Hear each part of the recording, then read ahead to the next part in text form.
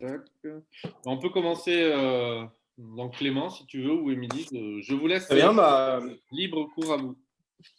bienvenue chez Symposium en interactif. Donc du coup, on va présenter donc avec Émilie Loisel, donc qui est barmaid et Bitter Babes pour la marque Bittersling, donc qui est une marque de cocktail bitters canadienne et que nous avons découvert donc avec Stéphania.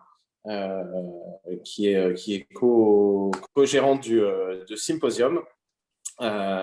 Et on a découvert ça donc l'année dernière et on a vraiment été surpris et on a adoré tout l'esprit qu'il y a autour vraiment de la création de ces bitters. Donc, Émilie vous racontera un peu l'histoire donc, qui ont été faits par Lorraine, barmaid et son compagnon Jonathan, donc, qui est chef depuis, sont tous les deux depuis plein d'années professionnelles.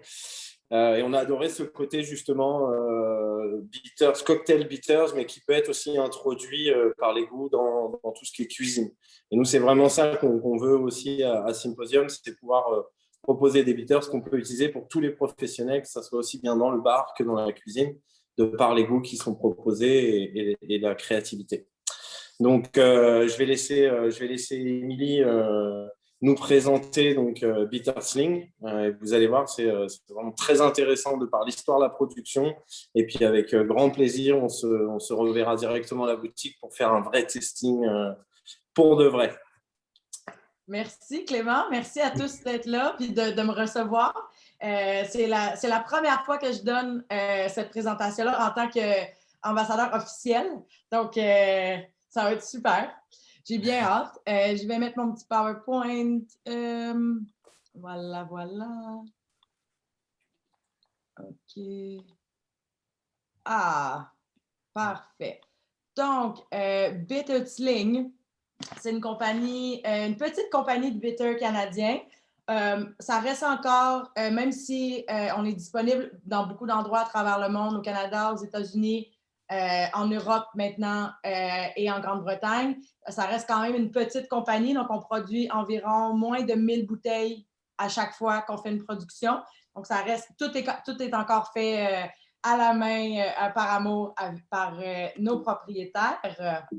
Donc, et voilà. Donc, l'histoire de la marque Bittersling, ça a été créé en 2012 par Lauren et Jonathan, comme Clément l'a mentionné. Donc, eux sont un couple dans la vie et c'est par leur amour de l'hospitalité, ils ont créé une compagnie de traiteurs à Vancouver. Puis, ils ont commencé à développer leur bitter autant pour leur propre programme cocktail que aussi pour utiliser dans leur traiteur. Puis, ensuite, ils se sont vraiment découvert une passion pour la construction de bitter, comment ça leur permettait de transmettre leur passion, des saveurs, de l'amertume, des voyages aussi. Les deux adorent voyager, adorent manger. Donc, c'est vraiment leur amour pour ça qui se transmet à travers ça. Ils ont fait grandir cette marque-là eux-mêmes à travers les années. Puis maintenant, c'est une compagnie qui est très, très reconnue de plus en plus aussi avec les bartenders à travers le monde. D'ailleurs, cette année, on est très fiers dans le rapport Drinks International. On est numéro 5 dans la catégorie bitters à cocktail les plus tendances. Donc, ça va très bien. On est contents. Puis, chaque expression, dans le fond, eux ont vraiment voulu créer quelque chose qui répondait à tout, qui touchait à tous les profils de saveurs. Et comme Clément l'a mentionné, autant pour la cuisine que pour les cocktails. Donc, ce qui fait qu'on est différent, la ligne est, tout est fait à la main.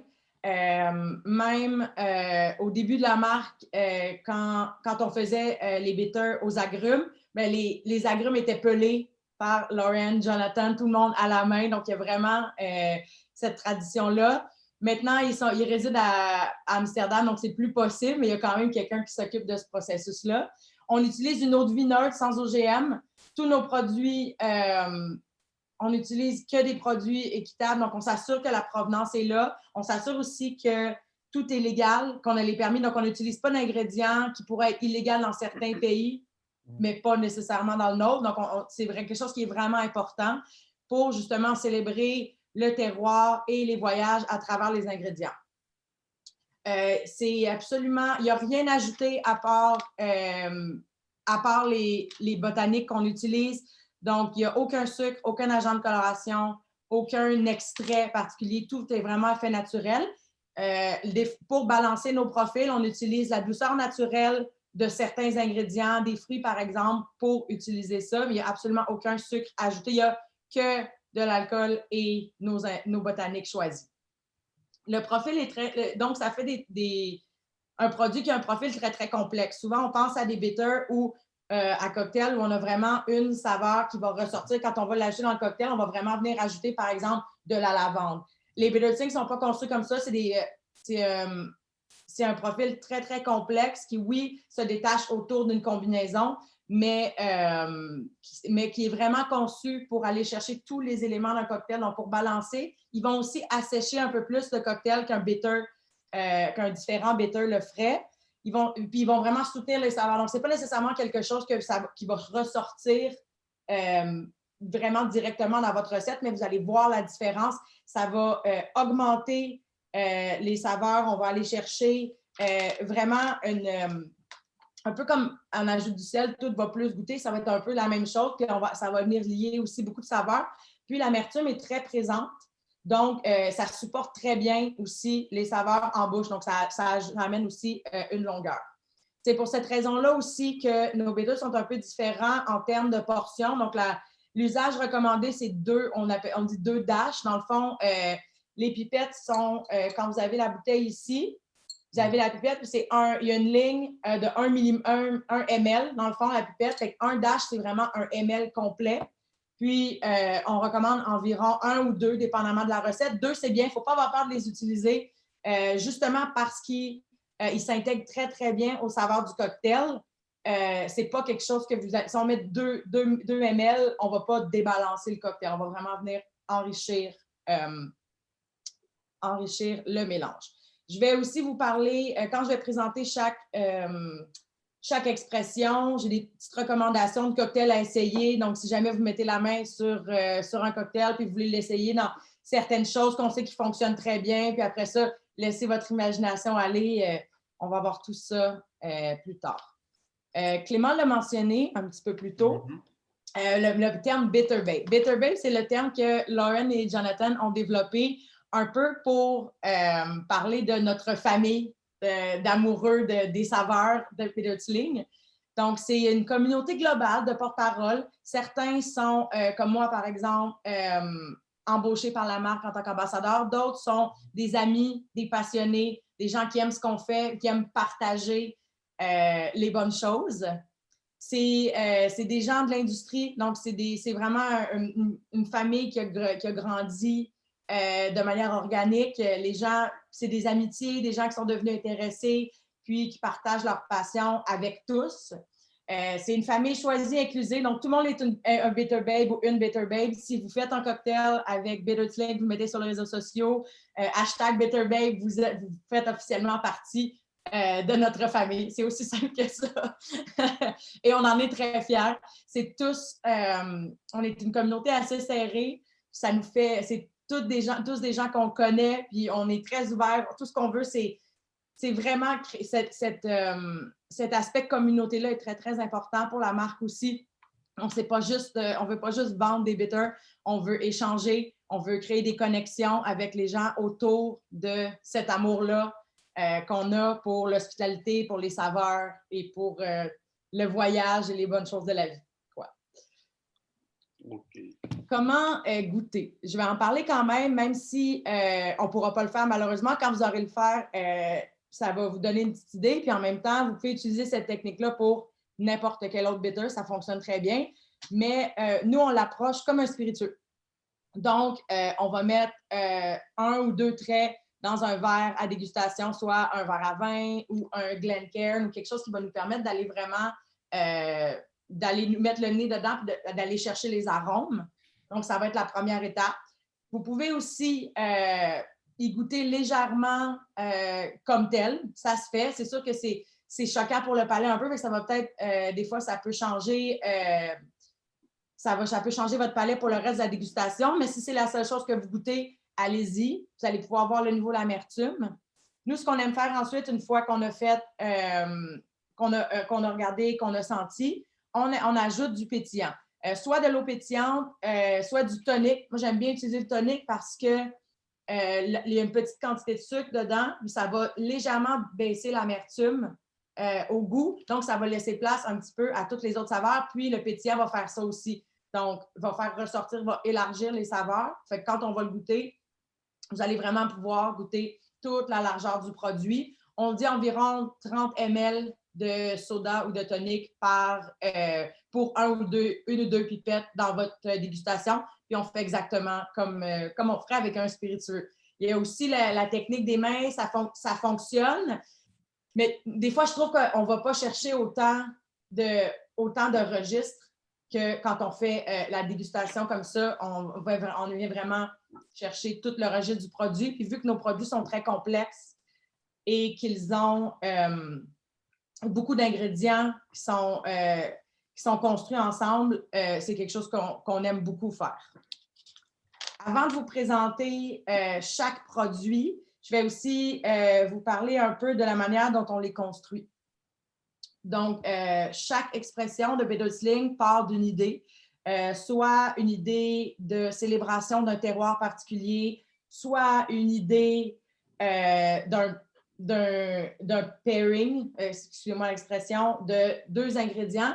Puis, une fois que Lauren et Jonathan vont avoir leur idée, ils vont la déconstruire complètement. Donc, ils vont goûter, ils vont tester, ils vont tout déconstruire pour aller chercher le plus d'éléments possible. Puis ensuite, ils vont le reconstruire dans sa formule meilleure, si on veut. Donc, ils vont vraiment aller attacher des ingrédients qui vont venir augmenter l'expérience qu'ils ont voulu créer. Donc, c'est une orange, mais plus, un citron, mais plus. Tout ça reconstruit, puis sur une base d'amertume puissante. Donc, tous nos bitters ont le même niveau d'amertume, ce qui fait qu'ils sont tous, même les agrumes un peu plus légers, ont tous quand même le même poids dans les cocktails. Donc, sont tous capables d'être présents et de contribuer à tous les types de cocktails, que ce soit avec des alcools blancs, des alcools bruns, dans des mélanges avec des produits très forts de café, de crème. Ils fonctionnent tous, ils vont tous être capables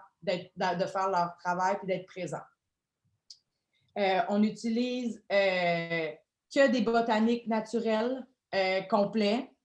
Puis, c'est fait, on fait des petits batchs, puis on les envoie. Il y a beaucoup, les produits que je vais vous présenter, c'est les produits qui sont disponibles en Europe.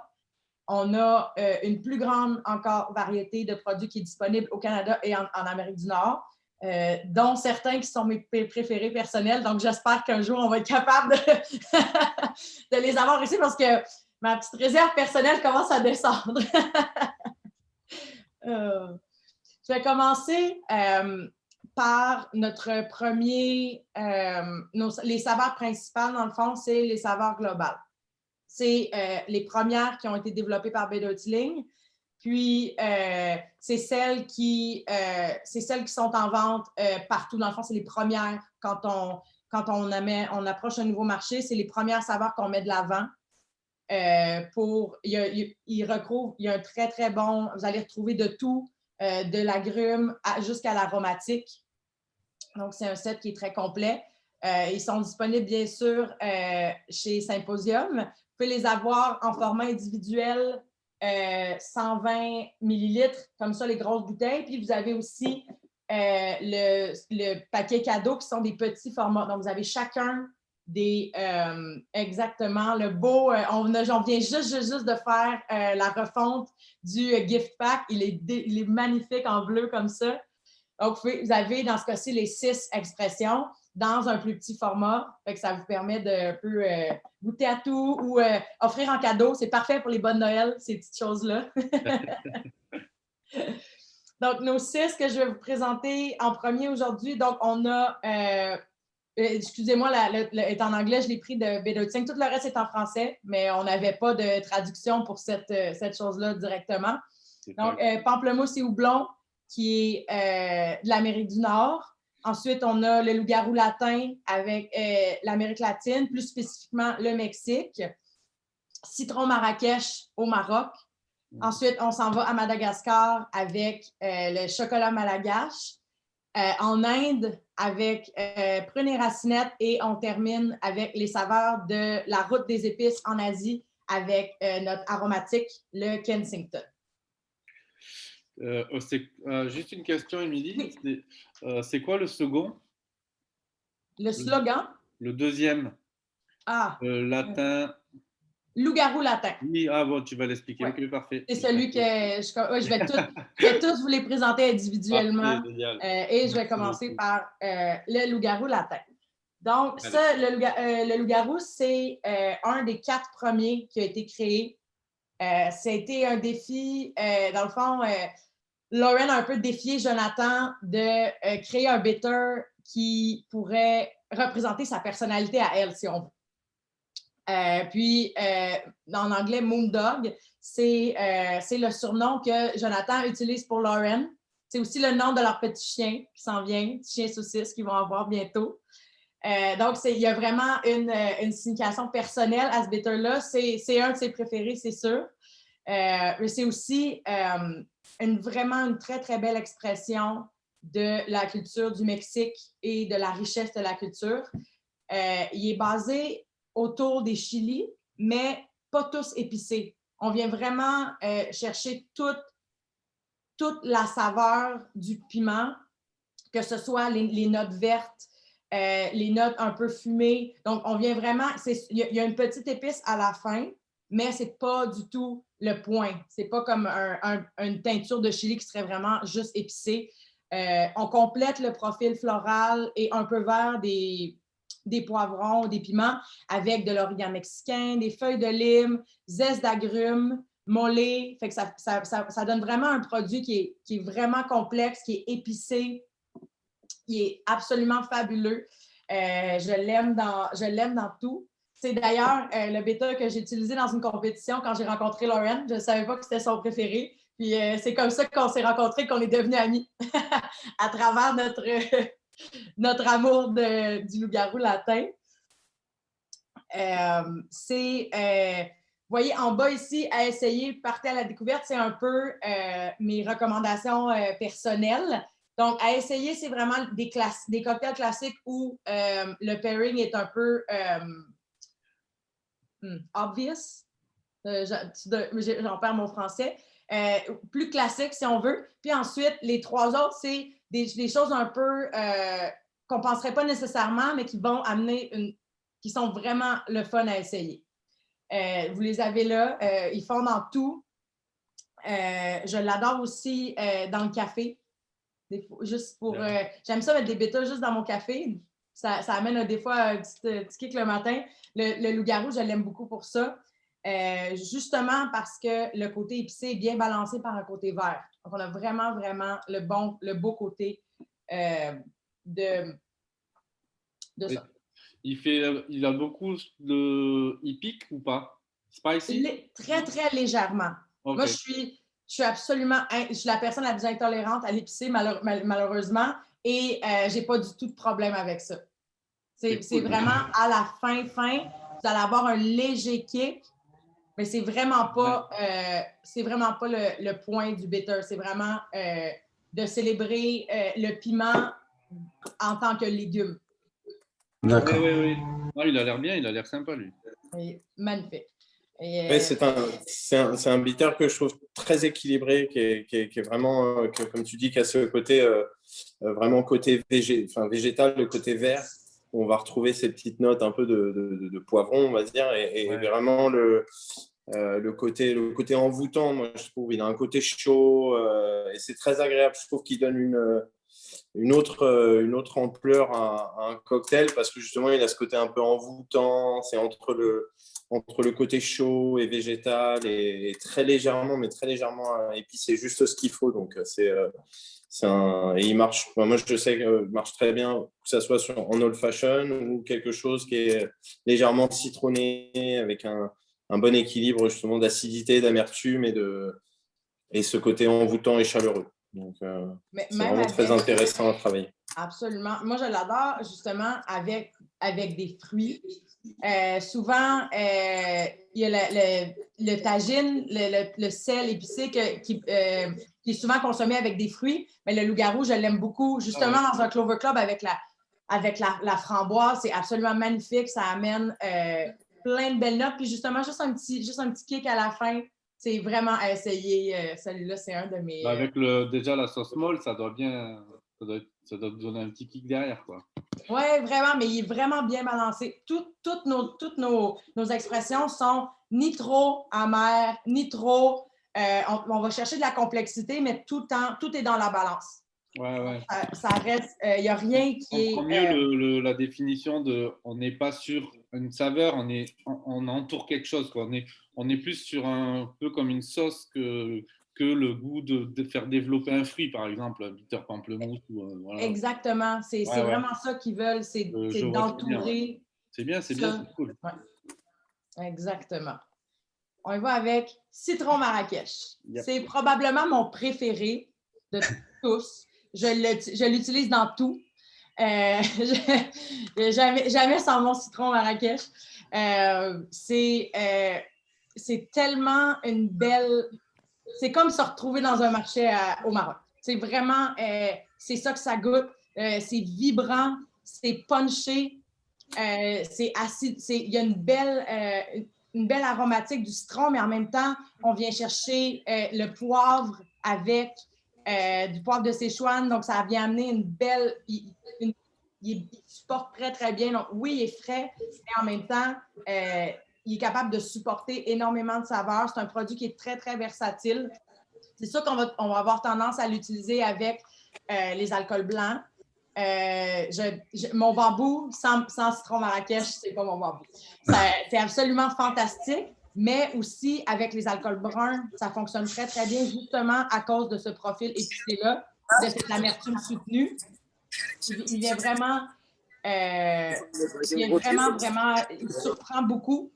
C'est pas le niveau d'agrumes, c'est un peu le même avec toutes nos bitters agrumes. L'agrume est vraiment aromatique, donc c'est vraiment l'huile. Vous allez avoir le même genre d'aromatique de l'huile, mais c'est pas, ça goûte pas le citron. Donc, c'est vraiment pas... Puis, on a l'amertume de quinine dans celle-là. C'est débordant de saveur. C'est juste mon préféré. C'est de la lumière, c'est de petits traits de lumière dans tout. Il est vert, il est jaune, il est noir, il est complexe. Je ne peux pas le recommander plus. Bien sûr, justement, bambou martini, mais dans un sazerac aussi, avec la fraîcheur de l'absinthe. Mettre le citron Marrakech dans un sazerac, ça vient amener tout un autre côté. Ça vient un peu souligner l'absinthe de ce côté-là, qui est juste à l'extérieur, mais qui vient quand même compléter. Puis l'amertume, justement, va se tenir très, très, très bien avec un cognac ou un bourbon ou un rye, selon votre préférence. Personnellement, le Marrakech, je le préfère avec le cognac, mais il n'y a aucune raison que ça ne soit pas absolument délicieux avec quoi que ce soit d'autre. Prune et racinette. Celui-là, c'est probablement notre bitter le plus populaire. C'est notre best-seller. Probablement parce que la racinette, c'est tellement évocatif. Du moins pour nous au Canada, il y en a une grosse... le soda racinette, c'est quelque chose qu'on a tous grandi avec. Donc, à la maison au Canada, en Amérique du Nord, c'est quelque chose qui va beaucoup chercher les souvenirs d'enfance de beaucoup de gens. Mais il est présenté de manière différente. Donc, on est en Inde avec celui-là. Donc, c'est vraiment le mélange justement d'épices masala, on vient balancer avec des prunes et des pruneaux séchés naturels. On utilise la salse pareil pour avoir le côté racinette. Puis, mais on vient quand même chercher un côté qui est très floral à ça. Donc, oui, c'est des épices indiennes, mais c'est pas... c'est justement balancé avec un légèrement côté floral, un peu de vanille aussi. Lauren et Jonathan l'utilisent énormément en pâtisserie, justement pour amener un côté vanille dans leur pâtisserie. Moi, je l'aime beaucoup dans un risotto. À la fin, en terminant la cuisson, une fois qu'il est sorti juste après avoir mis le fromage, un peu de bitter dans le risotto, un risotto champignon avec ça, c'est absolument délicieux. Je le recommande à l'essayer justement dans un Manhattan au rye avec les épices du rye whisky. Ça vient vraiment, vraiment... ça surprend. On sort un peu de ça, puis ça se marie très bien. Dans un Negroni, ça va vous surprendre. Justement, ce même côté-là va aller chercher un peu le côté les herbes dans le vermouth. Donc, amener une balance différente dans votre Negroni. Puis, dans un pina colada, c'est absolument délicieux. Justement, toutes les épices masala avec la noix de coco, c'est un mélange divin. Vraiment. J'en l'aime beaucoup, celui-là. Celui que je trouve très intéressant justement avec le plum et le root beer, c'est que c'est marqué le sucre naturel des prunes et on sent aussi qu'il y a une texture. Et je pense que c'est ça aussi dans les Bitterslings, c'est qu'il y a un apport de texture qui est fait avec les différents bitters et surtout celui-là où on n'a pas, c'est pas du sucre, c'est pas un sirop, mais on sent qu'il y a une belle texture qui est apportée par ces prunes et qui est hyper bien contrebalancée avec la fraîcheur et le côté un peu floral de la root beer. Donc, c'est vrai que celui-là, pour la cuisine, voilà, on l'imagine très bien dans une crème fouettée ou quelque chose comme ça. Donc, voilà, encore une fois, c'est vraiment cet apport aussi bien pour le cocktail, mais vraiment ce qu'on peut l'utiliser pour la cuisine parfaitement, quoi. Ouais, ça commence aussi beaucoup à avoir en cuisine, même les alcools. Hein, là, moi, je vois avec la distillerie du Grand Nez à Nérac, par exemple, ils sont en train de travailler avec les restaurants sur des infusions d'huîtres au gin. Enfin, il y a plein de, je vois que les bitters et les alcools et spiritueux commencent aussi à rentrer en cuisine, quoi. Donc, c'est bien ça. C'est bien. Oui. Ouais, énormément, ouais. Énormément. Et avec les goûts qui sont présentés là, je trouve que c'est vraiment parfait pour utiliser, quoi. Bah, c'est là où tu vois l'association du bar et de la cuisine, quoi. Oui, ben, Donc, ça a toujours été important parce que Jonathan, c'est un chef. Donc, ouais, lui, voilà, fait que c'est justement, c'est pensé dans le produit aussi. Le côté utilisation en cuisine fait partie du processus d'élaboration.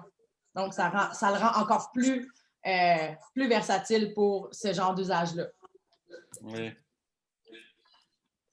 Kensington, on est... Kensington, c'est l'aromatique, dans le fond. C'est notre amère aromatique.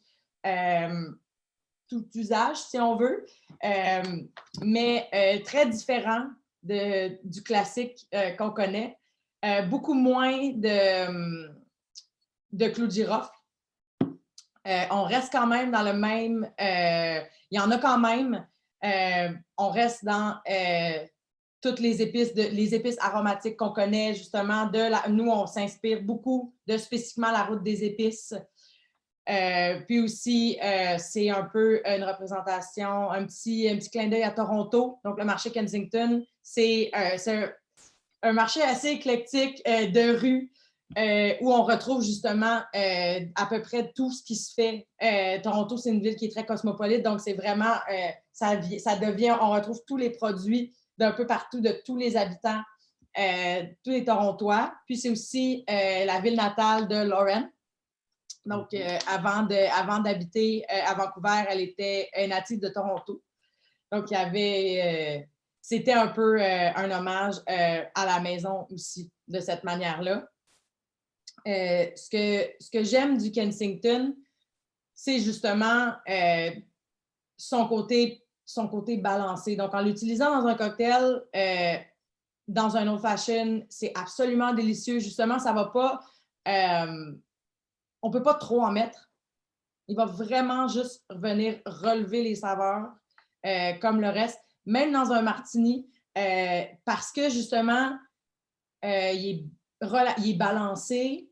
Il va, si on utilise un gin, les gins Nouveau Monde qui ont tellement de profils différents, qui ont souvent, qui vont présenter des ingrédients différents, mais le Kensington fonctionne très, très bien avec ça.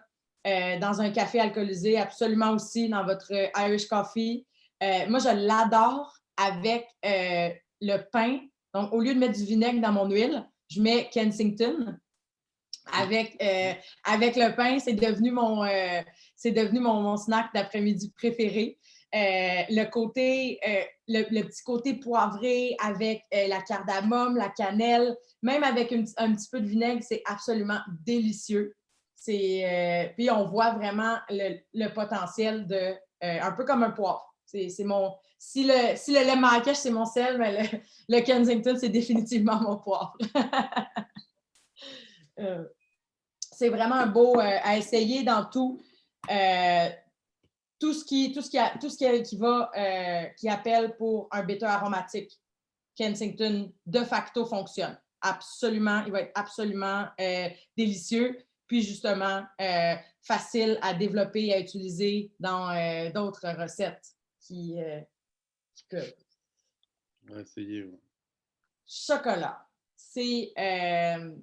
Celui-là, c'est le préféré de Léon. Léon, mon co-ambassadeur à Londres, avec raison. Il est très, très différent des autres bitter chocolats du marché parce qu'il est très, très sec. Il n'y a absolument aucun... On est vraiment autour du fruit du cacao et son terroir. Donc, il n'y a pas... encore une fois, bien sûr, il n'y a pas de sucre ajouté, mais on n'a pas non plus tenté d'arrondir les coins trop avec une perception, avec un autre ingrédient qui aurait pu adoucir ça. On vient vraiment chercher l'essence du cacao de manière justement amère et sec, avec un profil aromatique qui a été construit autour, avec de la lavande, des épices de cuisson qui vient supporter ça, mais on vient vraiment célébrer le chocolat naturel. Je l'aime beaucoup justement parce que souvent les autres vont ajouter un effet de sucre dans le cocktail qu'on veut utiliser. Puis si on ne veut pas nécessairement ça, ça peut débalancer. Celui-là ne fera pas ça. Vous allez avoir toute la richesse du chocolat puissant, mais sans avoir le côté un peu, le côté justement barre de chocolat sucre.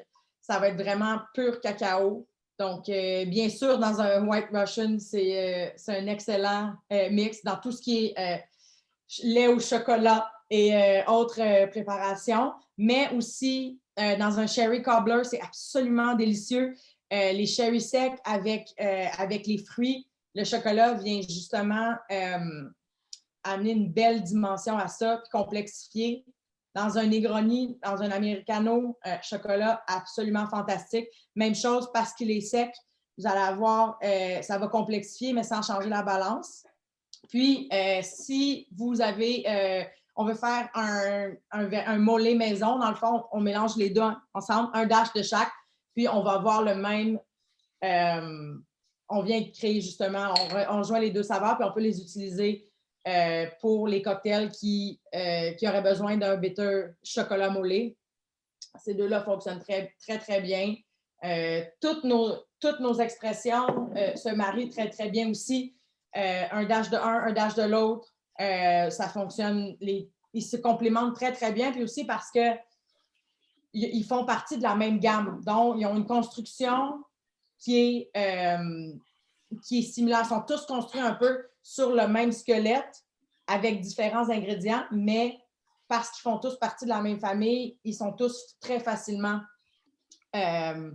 mélangeables entre eux. Donc, on peut facilement ajouter des saveurs comme ça.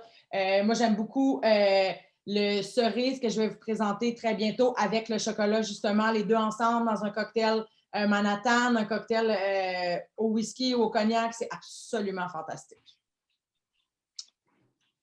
On est le deuxième de nos agrumes, donc pamplemousse et houblon.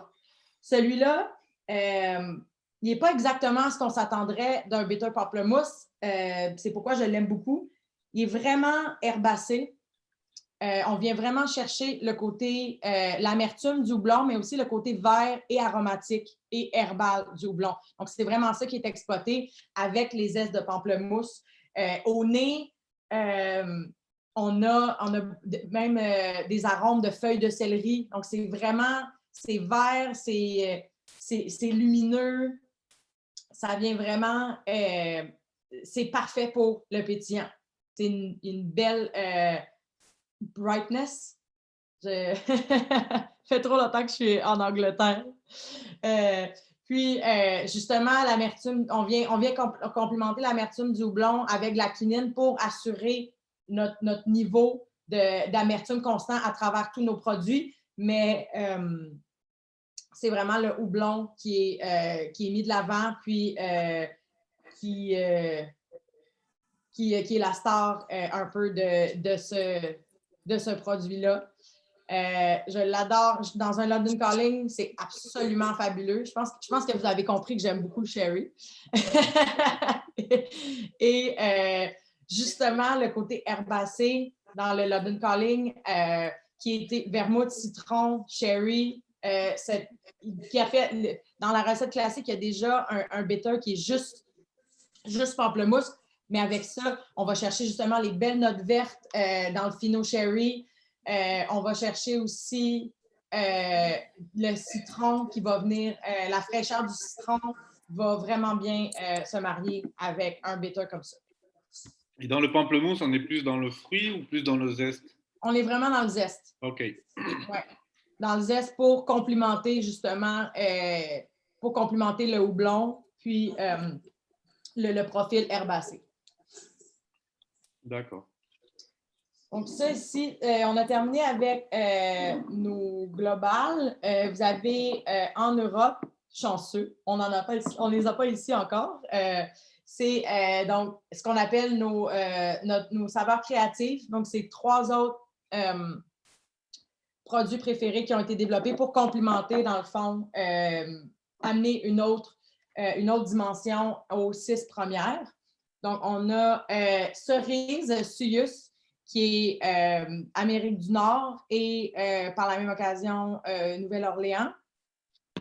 Café Arabica qui nous ramène à Madagascar. Okay. Et Orange Genièvre au Royaume-Uni, que je n'ai pas avec moi malheureusement, il ne m'en restait plus. Donc, un bitter qui a été vraiment le 3e de « Et voilà, Clément, là, le magnifique Orange et Genièvre, qui est absolument merveilleux. » On commence avec cerise Suyus. Donc, celui-là, c'est aussi, moi, je le considère aussi comme un aromatique et je l'utilise aussi comme un aromatique.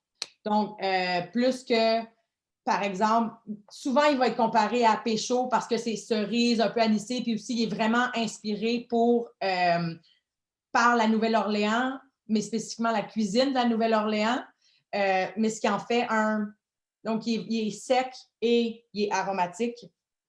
Donc, lui, il va être aussi fabuleux dans tous les classiques que vous utiliseriez. Un aromatique comme Kensington, celui-là aussi va être incroyable, va amener toute une autre dimension. Donc, la cerise, on utilise le fruit de la cerise justement pour amener une belle balance, une belle rondeur. Comme Clément parlait de la texture, on va retrouver la même chose dans ce produit-là aussi. C'est des cerises lapins de la vallée de l'Okanagan. Le nom Suyus vient du langage natif de la vallée. Le mot Osuyus, qui veut dire où se réduit les eaux. Donc, ça réfère au terroir de ces cerises-là qu'on voulait célébrer. On complète aussi justement par l'inspiration autour de la cuisine de la Nouvelle-Orléans. Donc, on a des botaniques anisées. On a aussi, encore une fois, des épices, un vous allez retrouver un peu poivré, un peu, ce qui va en faire un aromatique, donc qui va être complexe. On a une belle amertume aussi de quinine qui va vraiment transformer ce produit-là. Je l'adore dans tout. Dans mon Manhattan, définitivement, celui-là, c'est mon premier choix. Absolument. Délicieux. Avec ou sans Kensington, dépendamment du whisky ou du vermouth que je vais choisir. Absolument délicieux. Dans un espresso martini aussi, le côté justement rond, la texture de la cerise et de l'anis avec le café dans un espresso martini, c'est vous m'en donnerez des nouvelles, l'essayer. C'est absolument à essayer. Nous, ce qui nous a vraiment surpris dans celui-là, c'est vraiment ce côté aromatique. Parce que c'est vrai que quand on voit marqué donc Suus, Chéri, la cerise, on va tout de suite se dire bon, ça va être un peu sucré ou on va vraiment avoir ce côté fruit. Et justement, comme c'est des cerises qui sont légèrement acides, on a quand même ce côté fruit, mais on est beaucoup moins sur le sucre. On a vraiment ce côté aromatique, ces épices. Ce petit côté anisé vraiment qui apporte vraiment énormément. Et c'est vrai qu'entre le Kensington et le Chéri, c'est vrai que sur des classiques, c'est difficile de choisir lequel on veut, mais vraiment, c'était vraiment la surprise. C'est qu'on s'attendait à vraiment ce côté fruit. Et on a apprécié le côté très aromatique, assez épicé en fin de bouche. Encore une fois, cet équilibre entre l'amertume et le côté aromatique. Donc, on a vraiment, encore une fois, une belle balance et surtout pour les classiques, quoi. C'est ce qui est assez surprenant, mais justement, voilà, c'est encore une fois sur la gamme, on est agréablement surpris par les associations de saveurs et l'équilibre des saveurs qu'on peut retrouver dans chaque bouteille, quoi. C'est vraiment très appréciable celui-là. Ouais, c'est un bon à avoir dans sa poche arrière. D'où les petits formats sont absolument parfaits pour ça. Café Arabica. Donc, on vient, donc notre café Arabica vient de Madagascar, le même endroit que vient notre cacao. Donc, on utilise un mélange classique et hybride pour arriver au profil qu'on veut. De la même manière qu'on a utilisé le cacao pour vraiment présenter le profil du fruit du cacao, c'est la même chose avec le café. Donc, on a un produit qui vient vraiment mettre de l'avant tout le côté aromatique et la complexité du grain de café. On a un léger côté fumé, on a une légère impression de sucre pour la balance, avec des baies sauvages, des agrumes, donc, on vient vraiment présenter le café torréfié de ce qu'on retrouve et dans un profil qui est sec et qui va s'intégrer à tous vos cocktails favoris. Absolument. Vous avez aussi, encore une fois, un profil un peu floral. Donc, on a de la lavande à l'intérieur qui va amener un autre, qui va complexifier le profil, qui va faire aussi, qui va se marier très, très bien avec des trucs, avec des cocktails plus légers ou avec des saveurs plus légères auxquelles on n'aurait pas nécessairement le réflexe de mettre un bitter chocolat. Le profil de bitter café, pardon, le profil de celui-là lui permet justement d'ouvrir les saveurs, de contribuer au cocktail, mais sans prendre le dessus. Il est absolument fantastique avec tous les cocktails tropicaux, mais aussi dans un Cosmo, justement avec le petit côté tropical, un peu lavande, café, dans un Cosmo avec la liqueur d'orange, la canneberge, c'est absolument très, très surprenant, très délicieux aussi. On ne s'attendrait pas à ça, mais je l'aime beaucoup. Puis il contribue très bien. Un dash, ça vient vraiment complexifier. Café noix de coco, ça marche. La coco, elle doit venir bien arrondir le derrière, là. Ça doit être. Exactement, c'est ça qui vient justement arrondir un peu pour asseoir toute la puissance du café, en plus de l'amertume. On utilise principalement des thés et la quinine justement pour asseoir le café dans ce produit-là qui est absolument délicieux. Lui aussi, dans un Negroni, essayez-le, vous m'en donnerez des nouvelles. Absolument, absolument délicieux avec le Campari.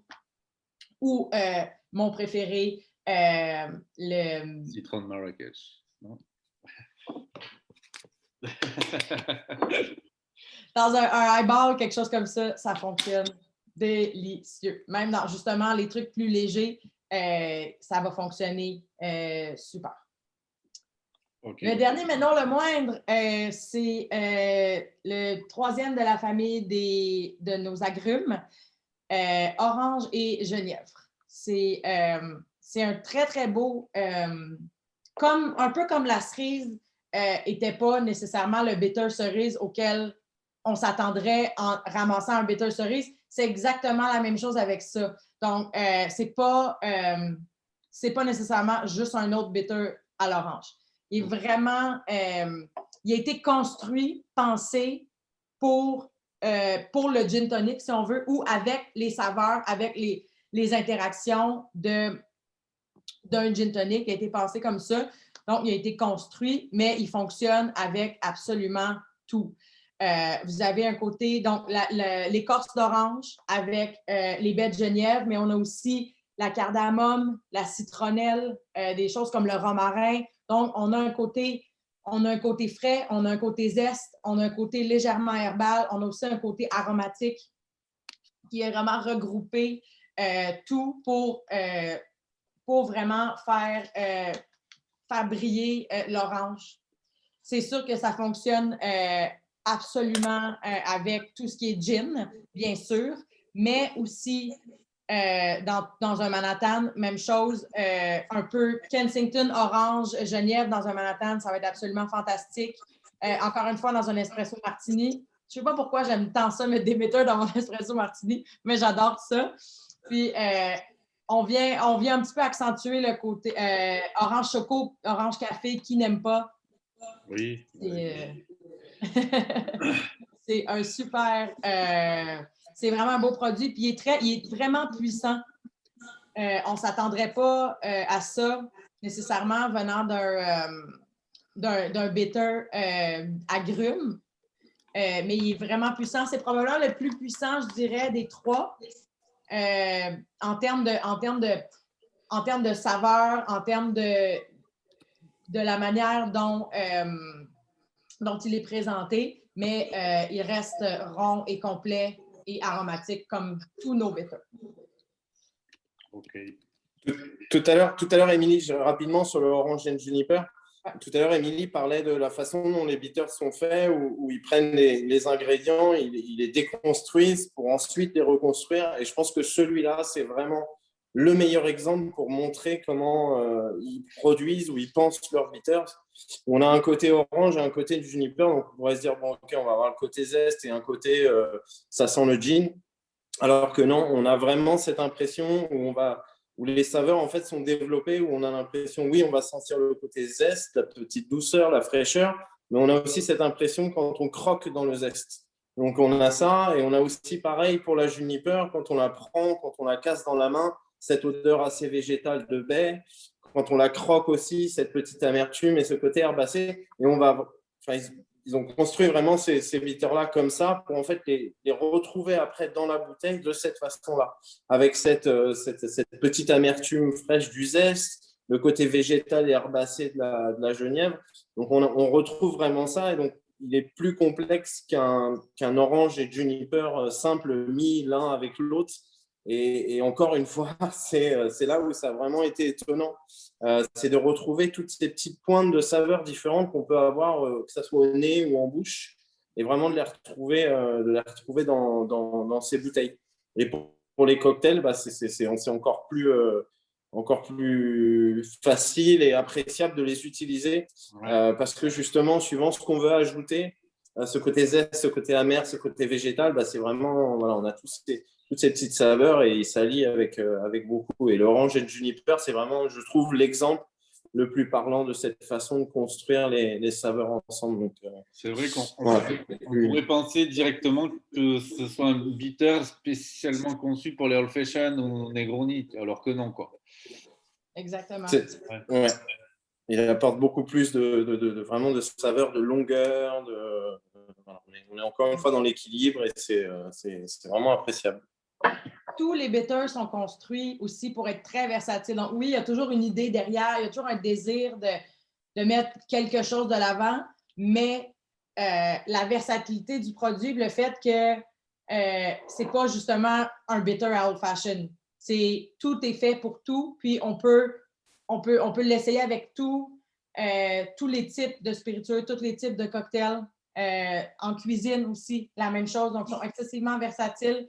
C'est beaucoup ce que j'aime du produit aussi, c'est que peu importe celui qu'on achète à la maison, on n'est jamais pris avec. Des fois, on achète un produit parce qu'on a vraiment le goût d'un certain cocktail en particulier, puis on se retrouve avec le truc qu'on n'utilise pas tant, qui est dans notre armoire depuis on ne sait pas combien de temps. Bittersling, vous n'aurez jamais ce problème-là. Vous allez commencer à les utiliser dans une chose. Ah, j'ai goût dans l'autre. Ah, regarde ça, c'est délicieux. Puis finalement, vous allez vous retrouver et vous en aurez. C'est vraiment une belle gamme. Ils sont tous très différents, mais ils font tous partie de la même famille. Ouais, c'est ça que j'aime. Très intéressant à utiliser, en tout cas. Est-ce que tu penses, Émilie, que tu pourrais nous faire une petite présentation vite fait ou explication de la façon dont est créé un bitter, par exemple? Spécifiquement... à peu près, grossièrement, pas un spécial, mais en gros, les macérations, le vieillissement. Les nôtres sont macérés ensemble. Donc, certains bitters vont macérer les différents ingrédients séparément, puis ensuite vont les mélanger. Okay. Nous, on crée la recette ensemble, puis on fait une macération. Les nôtres ne sont pas vieillis. Sont reposés, mais il n'y a pas de vieillissement. Pas de plus, c'est dans des... OK, d'accord. Non. Okay. C'est classique des ingrédients dans l'alcool, puis après le temps nécessaire qui varie par recette. Des assemblages. OK, cool. Exactement. Est-ce qu'il y a d'autres questions? Si vous avez des questions, n'hésitez pas. Hop, par écrit ou vous pouvez activer votre micro sans problème. L'alcool de base, c'est toujours de l'alcool neutre de l'eau de vie, non? Oui, on utilise un alcool neutre d'un petit producteur de la vallée de l'Okanagan. Donc, c'est local. Merci. Bon, mais s'il n'y a pas d'autres questions, on va pouvoir vous libérer. Très intéressant. Donc, on peut retrouver tes produits chez Clément à Symposium. Exactement. En ligne. De toute façon, dès qu'on pourra refaire quelque chose, on réorganisera une petite dégustation chez Clément. Et puis voilà, quoi. On se refera ça avec grand plaisir dès qu'on peut. Ouais. Vraiment, je pense qu'il faut vraiment déjà, ça porte l'eau à la bouche de connaître, de découvrir les produits qu'il y a à l'intérieur et les types de la gamme. Mais vraiment, les goûter, c'est ce qui fait encore une fois la différence. Donc, ouais, c'est pas des bitters aromatiques, c'est plus une... On est vraiment sur des exhausteurs de goût, comme on peut en cuisine. Encore une fois, on en revient à la cuisine. C'est vraiment cette chose-là des sauces, quoi. Qui apporte exactement tout ça, quoi. Tout ça. Bon, mais top. Eh bien, écoutez, on vous remercie tous. Merci, Émilie. Merci, Émilie. Merci beaucoup. Reçu. Bonne fin de journée. Puis un jour, quand on va avoir le droit, je vais essayer de venir à Bordeaux. Oui. Eh bien, dis oui. Là. On sera présent. Absolument. Bonne journée à tous. Merci à tous. Au revoir. Merci. Merci.